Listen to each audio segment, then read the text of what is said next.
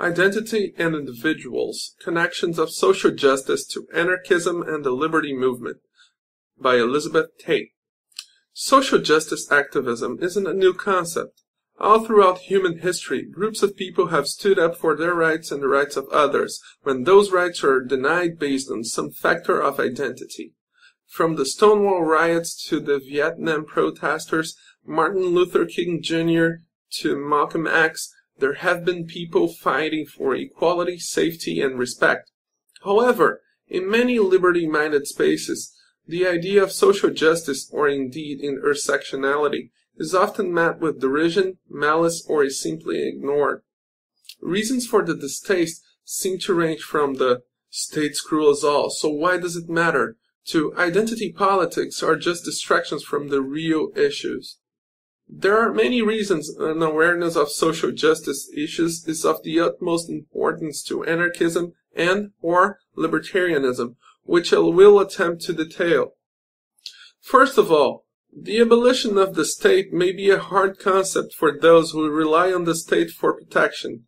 If it hasn't already been explained how anarchist ideas help to end your oppression, it's hard to jump right in with anti-state sentiment. Imagine you were poor, your prospects were low, you were from some sort of marginalized group that was not afforded many open doors. Or maybe you don't have to imagine. Your bare survival is based on what you were given by some system above you.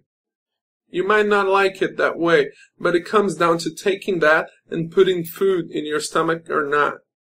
Now imagine someone who has never lived your life, never experienced your suffering barges in, and tells you that the system you've been relying on to survive needs to be eradicated because it is inherently evil.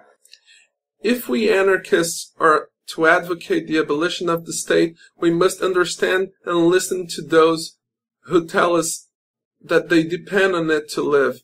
We must search for alternatives and explain how a free market, a commune, whatever economic and social system we advocate will protect them. Furthermore, there are many places that have, historically, been difficult for the liberty movement to enter. A stereotype exists of libertarianism as being middle-class, white, straight, cisgender, and male, all of which are identities that come with privilege. In oppressed groups, libertarianism can seem similar to ideas that have oppressed them over time. The idea of a liberty movement may even be laughable to groups who have already been fighting for their rights from the state for a long time. Since those who are now fighting for liberty may have ignored the struggles of marginalized groups, those groups may be reluctant to join the new movement. It is therefore important to demonstrate an understanding of these differences of experience, to acknowledge that our experiences may be worlds away from those of others. As a white woman, it's unlikely that I will ever be in jail for drug possession. As a cisgender person, I will likely never be fired based on how I express my gender. There are other people who live through those trials, and worse, every day. If we as anarchists and/or libertarians act like the state oppresses us all exactly the same, we ignore realities. Liberty and liberation are also natural allies. Alliances can be made, especially for libertarian student groups, with queer and women's student groups, transgender advocacy groups, human rights groups, racial, ethnic, and cultural associations. These are people with lived experiences that may be new and different. They may have experiences with the state that you have only read about. They may already be fighting power through grassroots activism in your town or on your college campus. Ask if you can join these groups. Listen and learn. Offer them support in their activism. A big part of being an ally to any group is simply to offer support. Don't dominate the conversation. Don't make yourself and your ideas the center of the debate, but show up and listen. You may be the first in a while who has done so. If there are any like-minded, radical, and libertarian-inclined individuals, they will offer you and your group the same support. The core ideas of social justice are the core ideas of individualist anarchism.